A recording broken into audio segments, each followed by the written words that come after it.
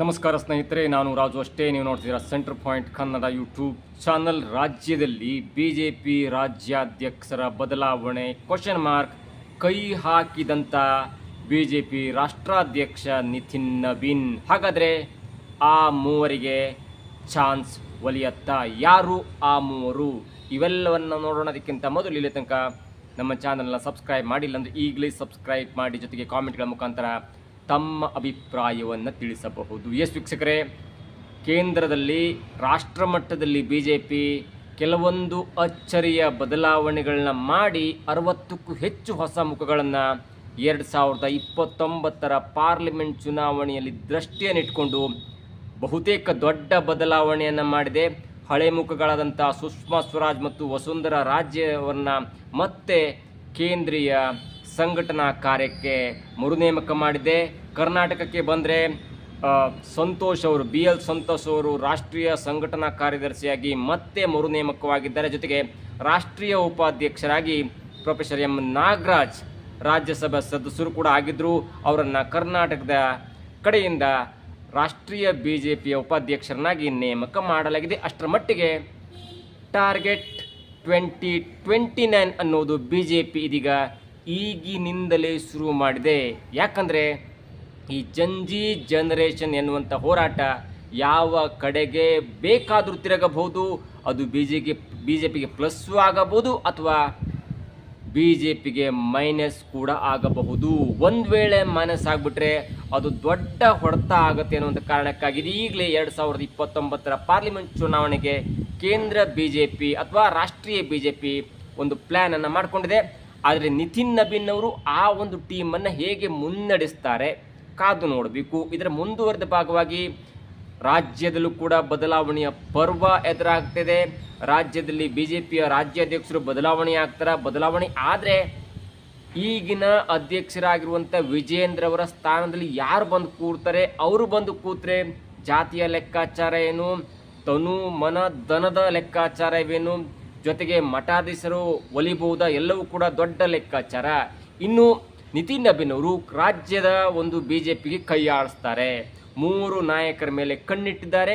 ಒಂದು ವೇಳೆ ಹೀಗಾಗಿಲ್ಲ ಅಂದರೆ ಹಾಗಾಗತ್ತಾ ಎನ್ನುವುದನ್ನು ನೋಡ್ತಾ ಇದ್ರೆ ಸದ್ಯದ ಮಟ್ಟಿಗೆ 3 ನಾಯಕರು ಇದೇ ಬಿಜೆಪಿಯ ರಾಷ್ಟ್ರಾಧ್ಯಕ್ಷರಾಗಿರುವಂಥ ನಿತಿನ್ ನಬೀನ್ ಅವರ ಜೊತೆ ಗಂಟೆಗಟ್ಟಲೆ ಮಾತಾಡಿದ್ದಾರೆ ಅನ್ನುವಂಥ ಮಾಹಿತಿ ಸಿಗ್ತಾ ಇದೆ. ಯಾರು? 3 ಜನ ಕೂಡ ಲಿಂಗಾಯತ ನಾಯಕರು. ಇಲ್ಲಿ ಒಂದು ಅಚ್ಚರಿಯ ಸಂಗತಿ ಅಂದರೆ ವಿಜೇಂದ್ರ ಲಿಂಗಾಯತ ನಾಯಕರು. ವಿಜೇಂದ್ರ ಅವರಿಗೆ ಬ್ಯಾಕಪ್ ಯಾವ ಥರ ಅಂದರೆ ಯಡಿಯೂರಪ್ಪನವರ ಬ್ಯಾಕಪ್ ಇದೆ. ಯಡಿಯೂರಪ್ಪನವರು ಯಾರು? ದಕ್ಷಿಣ ಭಾರತದಲ್ಲಿ ಬಿಜೆಪಿಯ ಹೆಬ್ಬಾಗಿಲನ್ನ ತೆರೆದಂಥವ್ರು, 4 ಬಾರಿ ಮುಖ್ಯಮಂತ್ರಿ ಆದಂಥವ್ರು. ಎಷ್ಟು ವರ್ಷ ಮುಖ್ಯಮಂತ್ರಿ ಆದರೂ ಎನ್ನುವುದಕ್ಕಿಂತ 4 ಬಾರಿ ಪ್ರಮಾಣ ವಚನವನ್ನು ಸ್ವೀಕಾರ ಮಾಡಿದಂಥವ್ರು. ಮತ್ತು ದಕ್ಷಿಣ ಭಾರತದಲ್ಲಿ ನೀವು ಎಲ್ಲೇ ತೆಗೆದುಕೊಂಡ್ರೂ ಕೂಡ 1 ಸೀಟನ್ನು ಗೆಲ್ಲಲಿಕ್ಕೆ ಇಡೀ ರಾಷ್ಟ್ರೀಯ ಬಿಜೆಪಿ ಬಂದು ಕೂತರು ಕೂಡ ತಮಿಳುನಾಡು, ಆಂಧ್ರ ಪ್ರದೇಶ, ಕೇರಳ, ತೆಲಂಗಾಣದಲ್ಲಿ ಯಾವ ಲೆಕ್ಕದಲ್ಲಿ ಹರಸಾಹಸ ಮಾಡಬೇಕಲ್ಲ ಅಂಥ ಒಂದು ಜಂಜಾಟದ ನಡುವೆ, ಅಂಥ ಒಂದು ಪೈಪೋಟಿಯ ನಡುವೆ, ಅಂಥ ಒಂದು ಈ ಸೌತ್ ಇಂಡಿಯನ್ ಕಲ್ಚರ್ ನಡುವೆ ಸಲೀಸಾಗಿ ಬಾಗಿಲನ್ನು ತೆರೆಕೊಟ್ಟಂಥವ್ರು ಇದೇ ಯಡಿಯೂರಪ್ಪನವರು. ಅಂಥ ಒಂದು ಬ್ಯಾಕಪ್ ವಿಜಯೇಂದ್ರ ಅವರಿಗಿದೆ. ಲಿಂಗಾಯತ ನಾಯಕರು, ಮಠಾಧೀಶ ಅಂದ ಕೂಡಲೇ ಯಡಿಯೂರಪ್ಪನವರ ಕುಟುಂಬದ ಮೇಲೆ ತುಂಬ ಆಸಕ್ತಿ, ಕಾಳಜಿ ಮತ್ತು ಕೃಪೆ ಇದೆ. ಹಾಗಾಗಿ ಒಂದು ವೇಳೆ ವಿಜೇಂದ್ರ ಅವ್ರನ್ನ ಬದಲಾವಣೆ ಮಾಡಿದ್ರೆ ಮತ್ತೆ ಲಿಂಗಾಯತ ಮುಖಂಡರನ್ನೇ ಬಿಜೆಪಿಯ ರಾಜ್ಯಾಧ್ಯಕ್ಷರಾಗಿ ಮಾಡಬೇಕು ಅನ್ನೋ ದೃಷ್ಟಿಯಲ್ಲಿ 3 ಜನರು ಇದೀಗ ನಿತಿನ್ ನಬೀನ್ ಅವ್ರನ್ನ ಮೀಟ್ ಆಗಿದ್ದಾರೆ. ಅರವಿಂದ್ ಬೆಲ್ಲದ್ ಅವರು ವೈಯಕ್ತಿಕವಾಗಿ ಅವರು ಸ್ವಚಾರಿತ್ರ್ಯನ ಹೊಂದಂಥವ್ರು. ಜೊತೆಗೆ ಅವರ ಅಪ್ಪ ಕೂಡ MLA ಆಗಿದ್ದಂಥವ್ರು. ಇವರು 3 ಬಾರಿ MLA ಆಗಿದ್ದಾರೆ. ಜೊತೆಗೆ ಒಂದು ಹಂತಕ್ಕೆ ಯಡಿಯೂರಪ್ಪನವ್ರನ್ನ ಕೆಳಗಿಳಿಸಿ, ವಯಸ್ಸಿನ ಆಧಾರದ ಮೇಲೆ ಕೆಳಗಿಳಿಸಿ ಮತ್ತೊಬ್ಬ ಮುಖ್ಯಮಂತ್ರಿ ಯಾರು ಅಂದರೆ ಮುಖ್ಯಮಂತ್ರಿ ಮಾಡಬೇಕನ್ನೋ ವಿಚಾರ ಬಂದಾಗ ಇದೇ ಅರವಿಂದ್ ಬೆಲ್ಲದ ಹೆಸರು ಕೂಡ ಕೇಳಿ ಬಂದಿತ್ತು. ಶೈಕ್ಷಣಿಕವಾಗಿ ತುಂಬ ತಿಳ್ಕೊಂಡಂಥವ್ರು ಮತ್ತು ಪ್ರಾಥಮಿಕ ಮತ್ತು ಪ್ರೌಢ ಶಿಕ್ಷಣ ಇಲಾಖೆಗೆ ಬೇಕಾಗಿರುವಂಥ ಒಂದು ಸಾಫ್ಟ್ವೇರನ್ನು ಆ ಕಾಲಕ್ಕೆ ಕೊಟ್ಟವರು ಎನ್ನುವಂಥ ಒಂದು ಮಾಹಿತಿ ಇದೆ. ಜೊತೆಗೆ ಒಳ್ಳೆಯ ಶಿಕ್ಷಣ ತಜ್ಞರು ಕೂಡ ಅವರ ಮೇಲೆ ಕಣ್ಣಿದೆ. ಆದರೆ ಅವರಿಗೆ ಇಡೀ ರಾಜ್ಯ ಬಿಜೆಪಿಯನ್ನು ಸಂಘಟನೆ ಮಾಡುವಂಥ ಮತ್ತು ಮಾಸ್ ವ್ಯಕ್ತಿತ್ವ ಇದೆಯಾ ನೋಡಬೇಕು. ಇನ್ನು 2ನೇ ಕ್ಯಾಂಡಿಡೇಟ್ ಮುರುಗೇಶ್ ನಿರಾಣಿ ಎಲ್ಲಾದರೂ ಸ್ಟ್ರಾಂಗ್ ಇದ್ದಾರೆ. ಅವರಿಗೆ ಕೊಟ್ಟರೂ ಕೊಡಬಹುದು. ಯಾಕಂದರೆ ಅರವಿಂದ್ ಲಿಂಬಾವಳಿ ಮತ್ತು ಮುರುಗೇಶ್ ನಿರಾಣಿಯವರ ಮಧ್ಯೆ ಲಿಂಬಾವಳಿ ಅರವಿಂದ್ ಬೆಲ್ಲದ್ ಮತ್ತು ನಿರಾಣಿಯವರ ಮಧ್ಯೆ ನಿರಾಣಿಯವರಿಗೆ ಸ್ವಲ್ಪ ಹೆಚ್ಚಿನ ತೂಕ ಅಂತ ಹೇಳ್ಬೋದು. ಯಾಕಂದರೆ ಇದೇ ಮುರುಗೇಶ್ ನಿರಾಣಿ ಅಮಿತ್ ಶಾ ಅವರ ತುಂಬ ಆಪ್ತ, ಕೈಗಾರಿಕೆ ಉದ್ಯಮದಲ್ಲಿ ತುಂಬ ಹೆಸರು ಮಾಡಿದಂಥವ್ರು. ಹೀಗಾಗಿ ಇವರಿಗೆ ಚಾನ್ಸ್ ಒಲಿದು ಬರುತ್ತಾ ಗೊತ್ತಿಲ್ಲ. ಮೂರನೆಯ ಕ್ಯಾಂಡಿಡೇಟ್ ಅಂದರೆ ಸೋಮಣ್ಣನವರು ಕಾಂಗ್ರೆಸ್ನಲ್ಲಿದ್ದರು, ಜೆ ಡಿ ಎಸ್ನಲ್ಲಿದ್ದರು, ಕೊನೆಗೆ BJP ಬಂದರು, ಬೆಂಗಳೂರಿನಲ್ಲಿ ಅಭಿವೃದ್ಧಿಗೆ ಸಹಾಯ ಮಾಡಿದ್ರು, ಅವ್ರ ಮಗನಿಗೆ ಟಿಕೆಟ್ ಕೊಟ್ಟಿಲ್ಲ ಎನ್ನುವಂಥ ಒಂದು ಬೇಸರ ಇತ್ತು. ಅದಾದ ನಂತರ ಅಮಿತ್ ಶಾ ಅವರು ನೇರವಾಗಿ ಸೋಮಣ್ಣನವರ ಮನೆಗೆ ಬಂದು ಸ್ವಲ್ಪ ಮಟ್ಟಿಗೆ ಮಾತುಕತೆ ಆಯಿತು. ಅದಾದ ನಂತರ ಅವರಿಗೆ 2023 ಚುನಾವಣೆಯಲ್ಲಿ ಎರಡೆರಡು ಕಡೆ ಟಿಕೆಟನ್ನು ಕೊಡಲಾಯಿತು. 2 ಕಡೆ ಸೋತರು. ಆದರೆ ಅವರ ಮೂಲ ಕ್ಷೇತ್ರವಾದಂಥ ಗೋವಿಂದರಾಜ್ ನಗರದಲ್ಲಿ ಟಿಕೆಟ್ ಕೊಟ್ಟಿರಲಿಲ್ಲ.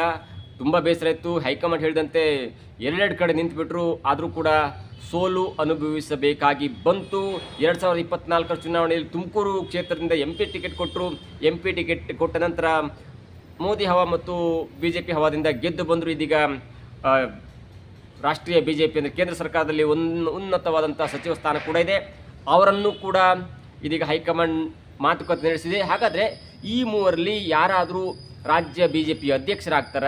ಹೈಕಮಾಂಡ್ ಲೆಕ್ಕಾಚಾರ ಏನು ಎನ್ನುವುದನ್ನು ನೋಡೋದಕ್ಕೂ ಮೊದಲು ಒಂದು ವೇಳೆ ಈಗ ರಾಷ್ಟ್ರೀಯ BJPಯಲ್ಲಿ ಕೇಂದ್ರ ಸಚಿವ ಸಂಪುಟದಲ್ಲಿ ರೀಶಫಲ್ ಆಗಿ ಏನಾದರೂ ಸೋಮಣ್ಣನವ್ರನ್ನ ಕೈ ಬಿಡ್ತಾರಾ?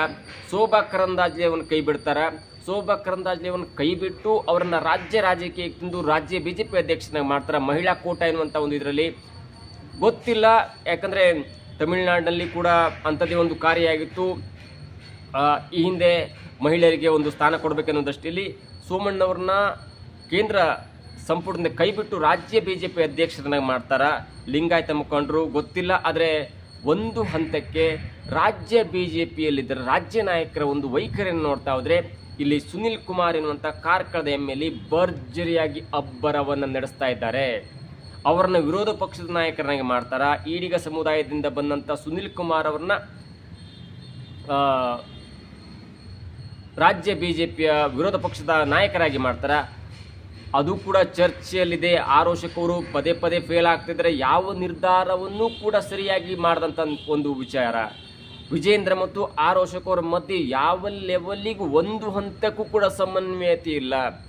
ಸುಮ್ಮನೆ ಆರೋಶಕವರು ಏನಂದ್ರೂ ಕೂಡ ವಿಜೇಂದ್ರ ಹೇಳ್ತಾರೆ, ಇಲ್ಲ ಅಶೋಕಣ್ಣ ಹೇಳ್ದಂಗೆ ನೋಡ್ತೀವಿ, ಅಶೋಕಣ್ಣ ಮುಂದಿದ್ದಾರೆ, ದೊಡ್ಡ ನಾಯಕರು, ವಿಪಕ್ಷ ನಾಯಕರು ಅಂತ ಮಾತನ್ನು ಹೇಳ್ತಾರೆ. ಆದರೆ ಒಂದು ಹಂತಕ್ಕೆ ಮೊನ್ನೆ ಆದಂಥ ನಿರ್ಧಾರ ಅಂದರೆ ಶ್ರೀರಾಮುಲು ಅವರು ನಾಗೇಂದ್ರ ಅವರ ವಿರುದ್ಧವಾಗಿ, ನಾಗೇಂದ್ರ ಅವರಿಗೆ ಸಚಿವ ಸಂಪುಟದ ಸ್ಥಾನ ಕೊಟ್ಟಂಥ ಸಲುವಾಗಿ ಅವರ ವಿರುದ್ಧವಾಗಿ ಹೋರಾಟ ಮಾಡಬೇಕಿತ್ತಲ್ಲ, ದೇವದುರ್ಗದಿಂದ ಬಳ್ಳಾರಿಯ ತನಕ ಆ ಯಾತ್ರೆಗೆ ಶ್ರೀರಾಮುಲು ಅವರು ತನ್ನನ್ನು ಸೋಲಿಸಿದಂಥ ನಾಗೇಂದ್ರ ಅವರ ವಿರುದ್ಧ ಹೋರಾಡಲಿಕ್ಕೆ ಒಂದು ಸ್ಕೆಚ್ಚನ್ನು ರೂಪಿಸಿ ಆ ಸ್ಕೆಚ್ಚನ್ನು ವಿಜೇಂದ್ರ ಅವರಿಗೆ ತಂದು ಕೊಟ್ಟಿದ್ರು. ಇಲ್ಲ, ನಾವು ಬಳ್ಳಾರಿಯಿಂದ ದೇವದುರ್ಗದಿಂದ ಬಳ್ಳಾರಿ ತನಕ ಪಾದಯಾತ್ರೆ ಮಾಡಬೇಕು ಮತ್ತು ಸಚಿವ ಸಂಪುಟದಿಂದ ರಾಜೀನಾಮೆ ಕೊಡುವ ತನಕ ಬಿಡಬಾರ್ದು ಎನ್ನುವಂಥ ಅಹವಾಲನ್ನು ಕೊಟ್ಟರು. ವಿಜೇಂದ್ರ ಕೂಡ ಅಹವಾಲನ್ನು ಸ್ವೀಕರಿಸಿ ನಾನು ಹೈಕಮಾಂಡ್ಗೆ ತಿಳಿಸ್ತೇನೆ, ಹೈಕಮಾಂಡ್ ಏನು ನಿರ್ಧಾರ ಕೈಗೊಳ್ತಲ್ಲ ಅದಕ್ಕೆ ನಾವು ಪೂರಕವಾಗಿರ್ತೇವೆ ಅನ್ನುವಂಥ ಮಾತನ್ನು ಹೇಳಿದ್ರು. ಅದೇ ಮಾತನ್ನು ಮಾಧ್ಯಮದ ಮುಂದೆ ತಿಳಿಸುವಂಥ ಪ್ರಯತ್ನ ಕೂಡ ವಿಜೇಂದ್ರ ಅವರು ಮಾಡಿದ್ರು. ಆದರೆ ಎಲ್ಲೋ ಒಂದು ಕಡೆ ವಿಜೇಂದ್ರ ಅವರು ಅಶೋಕ್ ಅವ್ರ ಜೊತೆ ಈ ಮಾತುಕತೆ ಮಾಡಿದ್ರೆ ಗೊತ್ತಿಲ್ಲ. ಪತ್ರಕರ್ತರ ಜೊತೆ ಲಾಂಜಲ್ಲಿ ಕುಳಿತಿರುವಂಥ ವಿಧಾನಸಭೆಯ ಮೊಗಸಾಲೆಯಲ್ಲಿ ಕುಳಿತಿದ್ದಂಥ ಅಶೋಕ್ ಅವರು ಹೇಳ್ತಾರೆ, ಇಲ್ಲ ನನಗೆ ಗೊತ್ತಿಲ್ಲ, ನಾನು ನಾಳೆ ಒಂದು ಕಡೆಯಿಂದ ಪಾದಯಾತ್ರೆ ಮಾಡಿಬಿಡ್ತೇನೆ, ನೋಡೇ ಬಿಡೋಣ ಅನ್ನುವಂಥ ಒಂದು ವ್ಯತಿರಿಕ್ತವಾದ ಹೇಳಿಕೆಯನ್ನು ಕೊಟ್ಟರು. ಇದರ ಅರ್ಥ ಎಲ್ಲೋ ಒಂದು ಕಡೆ ಅಶೋಕ್ ಮತ್ತು ವಿಜೇಂದ್ರ ಅವರ ನಡುವೆ ಯಾವುದೇ ಸಮನ್ವಯತೆ ಇಲ್ಲ. ಇವೆಲ್ಲವನ್ನು ನೋಡ್ತಾ ಇದ್ರೆ ಸುನಿಲ್ ಕುಮಾರ್ ಅವರಿಗೆ ಅಶೋಕ್ ಅವರ ಸ್ಥಾನ ಲಭಿಸುತ್ತಾ, ವಿಜೇಂದ್ರ ಅವರ ಜಾಗದಲ್ಲಿ ಸೋಮಣ್ಣ, ಅರವಿಂದ್ ಬೆಲ್ಲದ್ ಮತ್ತು ನಿರಾಣಿ ಅವರು ಬಂದು ಕೂರ್ತಾರ? ಸದ್ಯವೇ ತಿಳಿದು ಬರಲಿದೆ. ಯಾಕಂದರೆ ಕರ್ನಾಟಕದಲ್ಲಿ ಕಾಂಗ್ರೆಸ್ ಪಕ್ಷ ಆಡಳಿತ ಮಾಡ್ತಿದೆ. DK ಶಿವಕುಮಾರ್ ಅವರು ರಾಜಾರೋಷವಾಗಿ ಯಾವುದೇ ಟೆನ್ಷನ್ ಇದ್ರೂ ಕೂಡ ತಲೆ ಕೆಡಿಸ್ಕೊಳ್ಳದೆ ಮುಖ್ಯಮಂತ್ರಿ ಆಗಿದ್ದಾರೆ. ಆದರೆ ಈ ಮುಖ್ಯಮಂತ್ರಿ DK ಶಿವಕುಮಾರ್ ಅವರಿಗೆ BJP ಕಡೆಯಿಂದ ಯಾವುದೇ ವಿರೋಧ ವ್ಯಕ್ತವಾಗ್ತಾ ಇಲ್ಲ. ಎಲ್ಲರೂ ಕೂಡ including Ashok, including C T Ravi, including Vijendra, ಎಲ್ಲರೂ ಕೂಡ DK ಶಿವಕುಮಾರ್ ಅವರಿಗೆ ಶಭಾಷ್ ಅಂತ ಇದ್ದಾರೆ. ಯಾವುದೇ ಕಾರಣಕ್ಕೂ ಕೂಡ ರಾಜ್ಯ ಸರ್ಕಾರದ ವಿರುದ್ಧ ಹೋರಾಟ ಮಾಡ್ತಾ ಇಲ್ಲ.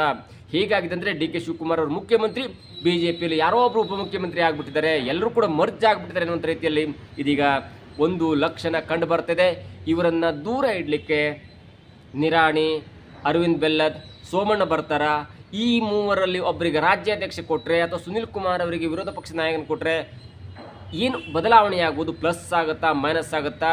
ಅಥವಾ ವಿಜೇಂದ್ರ ಅಶೋಕ್ ಅವರಿಗಿಂತ ಸುನಿಲ್ ಕುಮಾರ್ ಅಥವಾ ಅರವಿಂದ್ ಬೆಲ್ಲದ್, ಸುನಿಲ್ ಕುಮಾರ್ ಅಥವಾ ನಿರಾಣಿ, ಸುನಿಲ್ ಕುಮಾರ್ ಅಥವಾ ಸೋಮಣ್ಣ ಹೆಚ್ಚಿನ ರೀತಿಯಲ್ಲಿ ಬಿ ಜೆ ಪಿಯನ್ನು ಮುಂದುವರಿಸಲಿಕ್ಕಾಗತ್ತಾ ಗೊತ್ತಿಲ್ಲ. ಆದರೂ ಒಂದು ಹಂತಕ್ಕೆ ರಾಜ್ಯ ಬಿ ಜೆ ಪಿಲಿ ಕೆಲವೊಂದಷ್ಟು ಬದಲಾವಣೆ ಆಗತ್ತೆ. ಆದರೆ ಈ ಎಲ್ಲ ಬದಲಾವಣೆಗೆ ಪೂರಕವಂತೆ ಕುಮಾರಸ್ವಾಮಿ ಕೂಡ ಹೇಳಿದ್ದಾರಂತೆ, ನನಗೆ ಕೇಂದ್ರ ಸಚಿವ ಸಂಪುಟದಲ್ಲಿ ಸ್ಥಾನ ಬೇಡ, ನನ್ನನ್ನು ಕೆಳಗಿಳಿಸಿ ನಮ್ಮದೇ ಆದಂಥ ಒಬ್ಬ ಎಂ ಪಿಯನ್ನು ನೀವು ಬೇಕಾದ್ರೆ ಮಂತ್ರಿಯನ್ನು ಮಾಡಿ ಜೆ ಡಿ ಎಸ್ ಕಡೆಯಿಂದ, ಆದರೆ ಸದ್ಯಕ್ಕೆ ನನ್ನನ್ನು ರಿಲೀವ್ ಮಾಡಿ ನಾನು ರಾಜ್ಯ ಜೆ ಡಿ ಎಸ್ ಅನ್ನು ಕಟ್ಟಬೇಕು, ನಾನು ಈ ಮೈತ್ರಿ ಪಕ್ಷವನ್ನು ದೊಡ್ಡದಾಗಿ ಮಾಡಬೇಕು, ನಮಗೂ ಸ್ವಲ್ಪ ಜಾಸ್ತಿ ಸೀಟ್ ಬೇಕು, ನಾನು ರಾಜ್ಯವನ್ನು ಸುತ್ತು ಮುಂದುವರಿತೇನೆ ಮತ್ತು 2028ರ ರಾಜ್ಯ ಚುನಾವಣೆಯಲ್ಲಿ ನಮ್ಮಿಬ್ಬರ ಒಂದು ಪಕ್ಷ ಕಾಂಗ್ರೆಸ್ ಪಕ್ಷವನ್ನು ಧೂಳಿಪಟ ಮಾಡಬೇಕು, ಹೀಗಾಗಿ ಸದ್ಯದ ಮಟ್ಟಿಗೆ ನನ್ನ ಕೇಂದ್ರ ಸಚಿವ ಸಂಪುಟದಿಂದ ಕೈ ಬಿಡಿ ಎನ್ನುವಂಥ ಮನವಿ ಕೂಡ ಮಾಡಿದ್ದಾರೆ. ಇದು ಇದೀಗ ಕೇಂದ್ರ ಬಿ ಜೆ ಪಿಗೆ ತಲೆನೋವಾಗಿದೆ. ಒಂದು ವೇಳೆ ಕೇಂದ್ರದಿಂದ ವಿಮುಕ್ತಿ ಪಡೆದು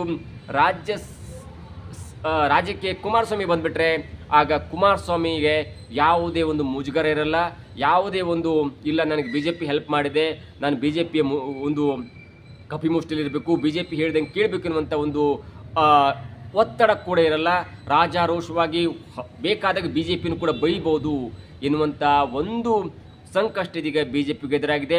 ಬಿ ಜೆ ಪಿ ಹೇಳ್ತಾ ಇದ್ರಂತಿಲ್ಲ, ನೀವು 5 ವರ್ಷ ನೀವೇ ಮುಂದುವರಿರಿ, ನಿಮ್ಗೆ ಒಳ್ಳೆಯ ಖಾತೆ ಇದೆ ಅನ್ನುವಂಥ ಮಾತನ್ನು ಹೇಳಿದ್ರು ಕೂಡ ಒಂದು ಕಡೆ ಇದೇ ಕುಮಾರಸ್ವಾಮಿಯವರು ಇಲ್ಲ ನನಗೆ ಸಚಿವ ಸಂಪುಟದಿಂದ ವಿಮುಕ್ತಿ ಮಾಡಿ ಅನ್ನುವಂಥ ಮಾತು ಕೂಡ ಹೇಳ್ತಾ ಇದ್ದಾರೆ. ಹೀಗಾಗಿ ಒಂದು ಕಡೆ ನಿತಿನ್ ನಬೀನ್ ಅವರಿಗೆ ರಾಜ್ಯ ಬಿ ಜೆ ಪಿಯನ್ನು ಈ ಒಂದು ಅಧ್ಯಕ್ಷ ಸ್ಥಾನ ಮತ್ತು ವಿರೋಧ ಪಕ್ಷ ಸ್ಥಾನ ಮತ್ತು ಆ ರಾಜ್ಯ ಬಿ ಜೆ ಪಿ ಸಂಘಟನೆಯಲ್ಲಿ ಬೇರೆ ಹೆಸರನ್ನು ಕೊಡಬೇಕು ಅಥವಾ ಮಾರ್ಪಾಟು ಮಾಡಬೇಕು ಎನ್ನುವಂಥ ದೃಷ್ಟಿಯಲ್ಲಿ ಒಂದು ಚಿಂತೆ ಆದರೆ, ಮತ್ತೊಂದು ಕಡೆ ಇದೇ ಕುಮಾರಸ್ವಾಮಿಯವರು ಕೇಂದ್ರ ಸಚಿವ ಸಂಪುಟದಿಂದ ಹೊರ ಬರಬೇಕು, ಪ್ಲೀಸ್ ದಯವಿಟ್ಟು ನನಗೆ ವಿಮುಕ್ತಿ ಕೊಡುವಂಥ ಮಾತನ್ನು ಹೇಳ್ತಾ ಇದ್ದು ನೋಡಿದ್ರೆ ಎಲ್ಲೋ ಒಂದು ಕಡೆ ಮುಂದಿನ ದಿನಗಳಲ್ಲಿ ಜೆ ಡಿ ಎಸ್ ಮತ್ತು ಬಿ ಜೆ ಪಿ ಒಟ್ಟಿಗೆ ಹೋಗ್ತಾರ.